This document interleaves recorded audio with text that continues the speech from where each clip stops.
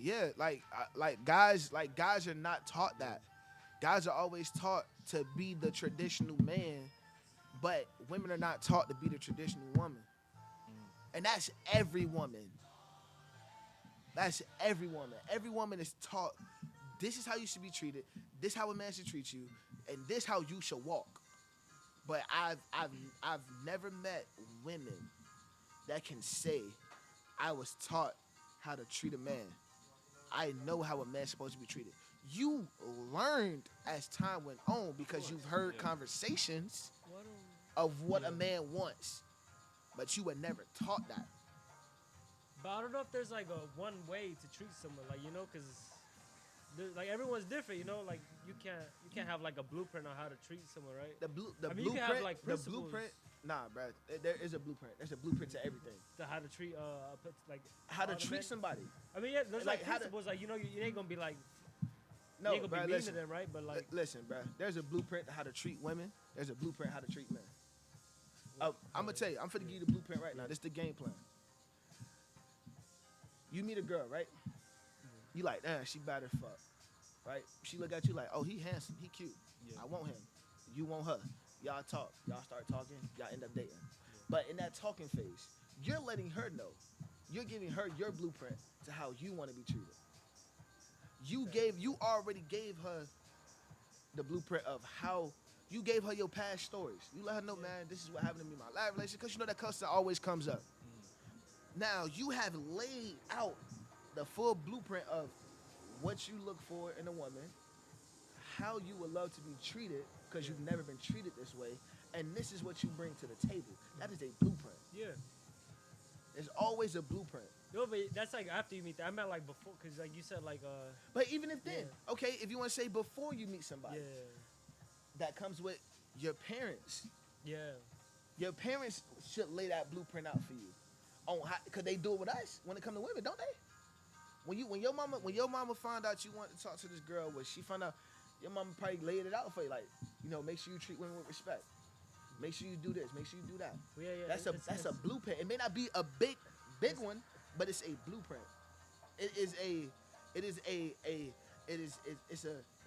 It's instructions. It's a guide. But It's a guide, and that's do what a you think blueprint it's- is. Do you think it's right though? I mean, I don't think it's always right. Like the blueprint we get from like society. Or No, our parents, it's not right.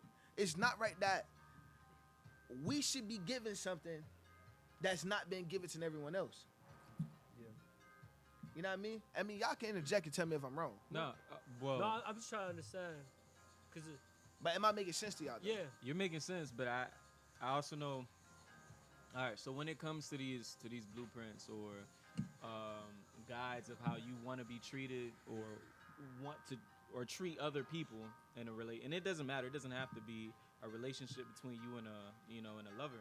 It could be any relationship, Yeah, like a right? friendship. These relationships are basically set in play by what boundaries, by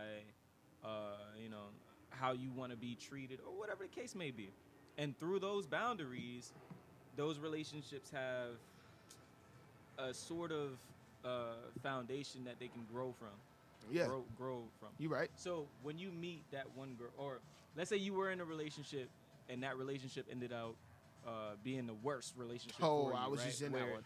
It I was messed just with in that one. everything about you. It messed with your emotional stability. It messed with everything, right? Yeah, but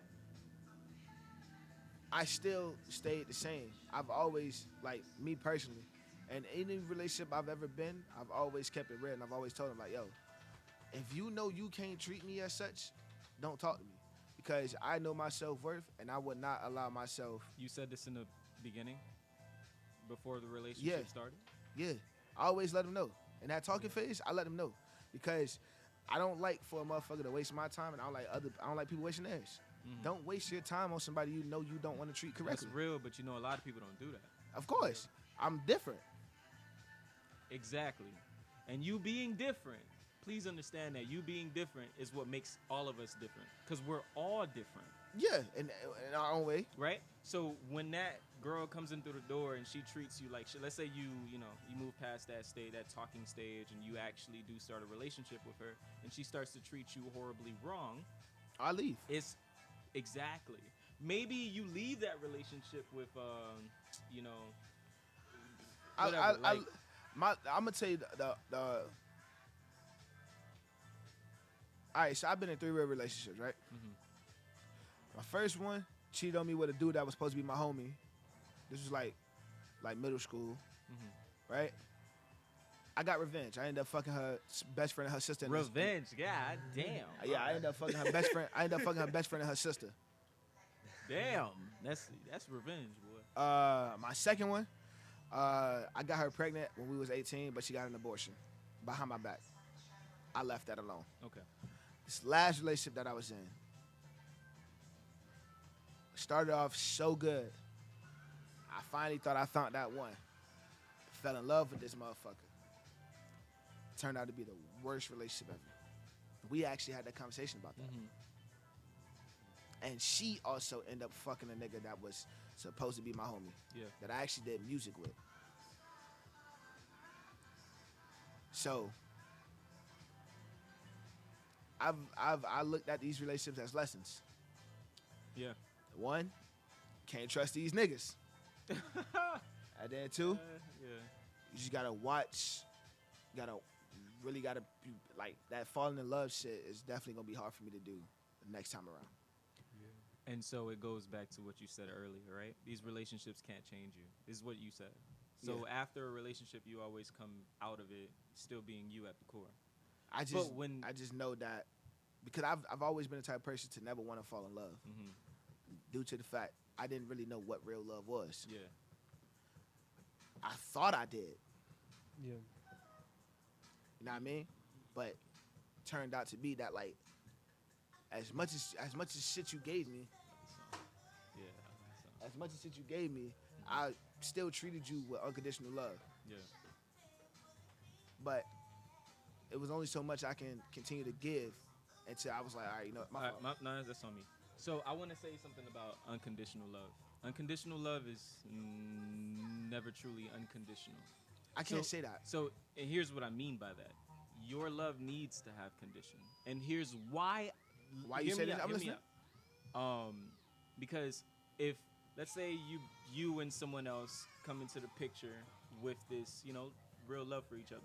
Now, if that person starts to do real fucked up shit, walk all over you, why would you want to continue to give this person unconditional love? I'm gonna tell you, because by me being a Christian, it's not what the church taught me.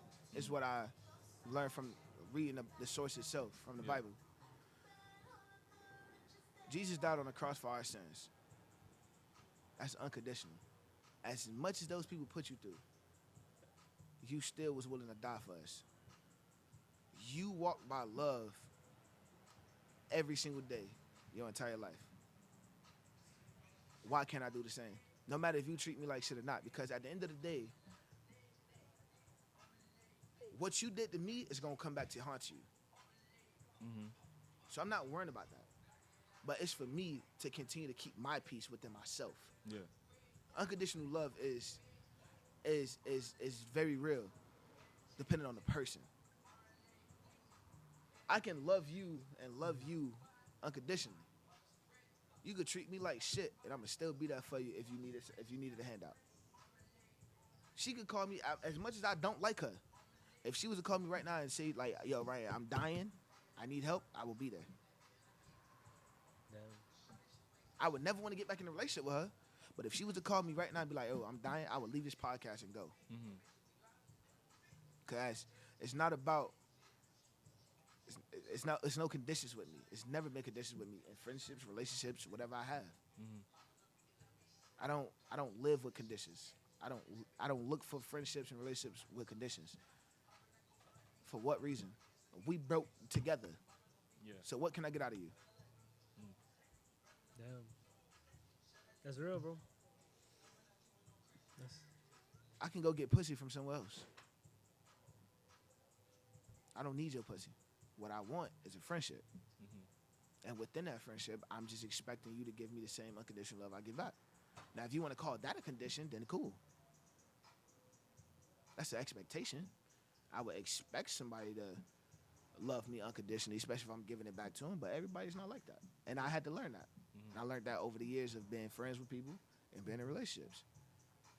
I love all my exes to death. So what you think? I would never go back to them. For next time, it's gonna be hard. You said you'll probably take you some time, right? Yeah, it's gonna definitely take me some time to fall in love with somebody again. Due to the fact, because again, like I told you, I never fell in love with somebody. I always refrained from doing that. But when I thought I found that one, it kind of bit me back in the ass. Yeah. So it's like, now I'm like, push back for a little bit with that love shit. Yeah. If I'm talking to somebody and I'm in a relationship with them, I never let them know I'm in love with them. Even if I am, they won't know. Sometimes I feel like women take that as ammunition, and some women take that and like, oh yeah, you in love now, nigga? I got you to this point. I'm finna fuck you over now. You see what I'm saying, bro? Like,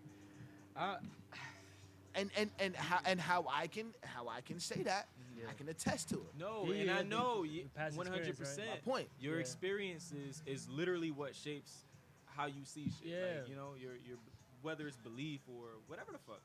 Because of the shit that you've been through, you know, see it like this. But you know like that's not all women, right? Yeah. And like even I say the majority are like good people, like, you know? I can and I wouldn't say majority are good people. I really believe majority are ain't shit. No, and it's like okay. like a 60-40 rule for me. It's like a 60-40 rule for me. So like half. Like 60% ain't shit, 40% are. Let's do it like this, right? So you say you grew up in Overtown, right? I grew up in Uptown.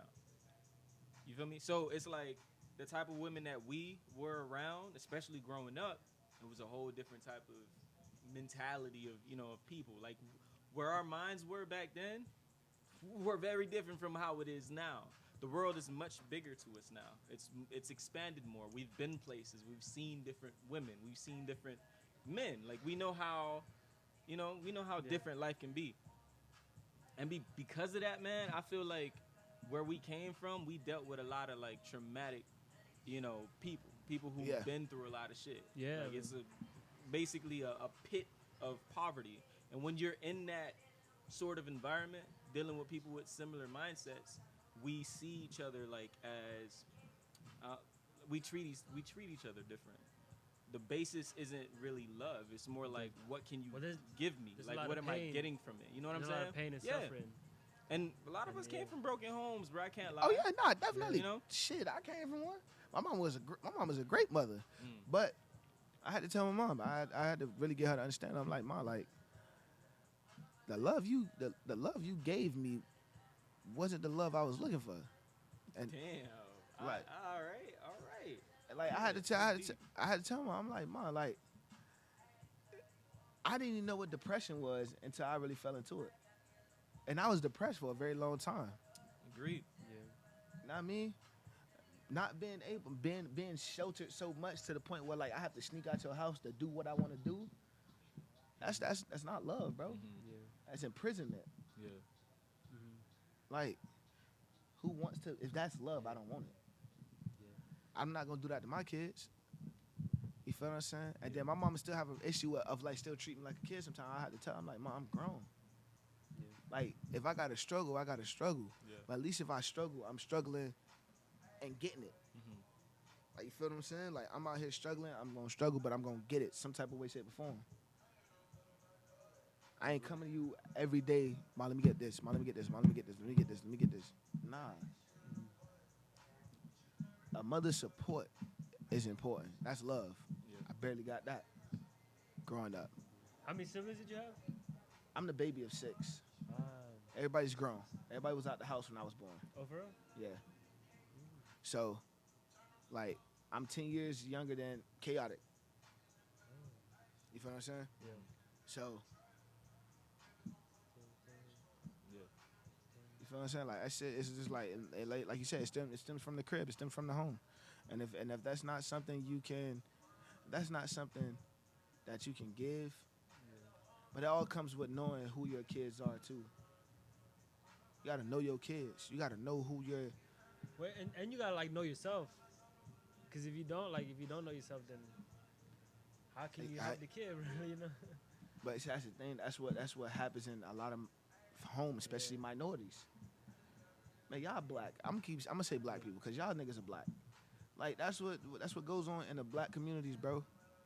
It's like mothers only know work, fathers only know work Yeah, cause they trying to get by, you know.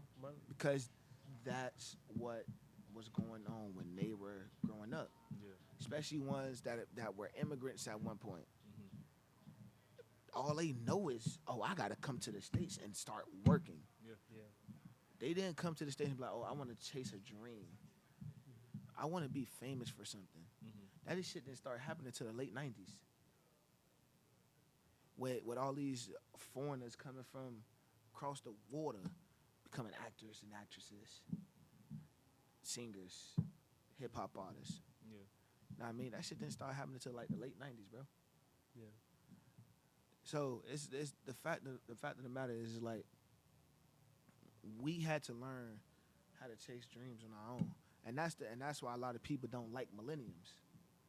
Because the millennials are the ones that have literally shaped, like, okay, yeah, I'm want to chase dreams. I want to be more than just a working class person. Mm-hmm. That's what dreams came from, the millennials. And then the Gen Z babies and everybody after that is going to carry that legacy. Mm-hmm. And the millenniums started in the 80s. You feel what I'm saying? Mm-hmm. So it's like, that shit just stems. It stems from the home, bruh. When your parents taught them how to work, all that shit just was like, it's just in the domino effect. Yeah, you just want to instill that into your kids. That's like your starting point. Yeah. Some people get a head start, you know. Some start at the back, you know. Sadly, we're the ones that had to start in the back, but we eventually are gonna make it to that front. We're gonna be in that front with those people, cause that's who we are. Nigga, we're creative as fuck. Like G said. So. Well, shit, man. Damn, boy. That's a good. That's a good way to wrap it up. That's bro. a good. That's That's bro. a good way to end it. But before we do, I know you got a new project coming soon. Yes, sir. Feel me? Yes, sir. Tell us about that album, man. Ooh, okay. So the album is called 1510. It stems from where I lived in Overtown. So I stay in the North 17th Street, 510 Northwest 17th Street. There we go. The 1510 is the 510 is the 510. The 17 is the street that I stayed on. Okay. I took the 1 from in front of the 7 and put it in the front because I couldn't put 17510.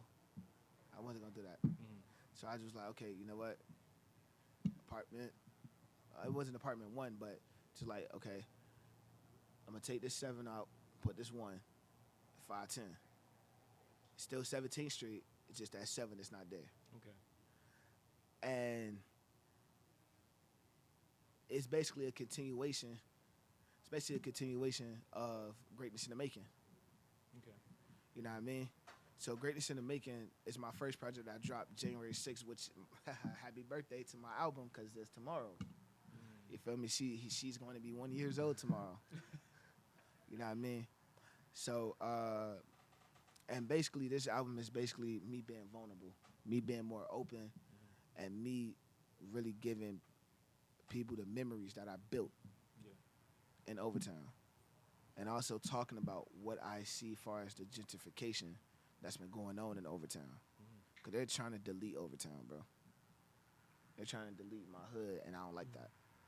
So if I could create an album that's going to have that legacy live on, I'm going to do it.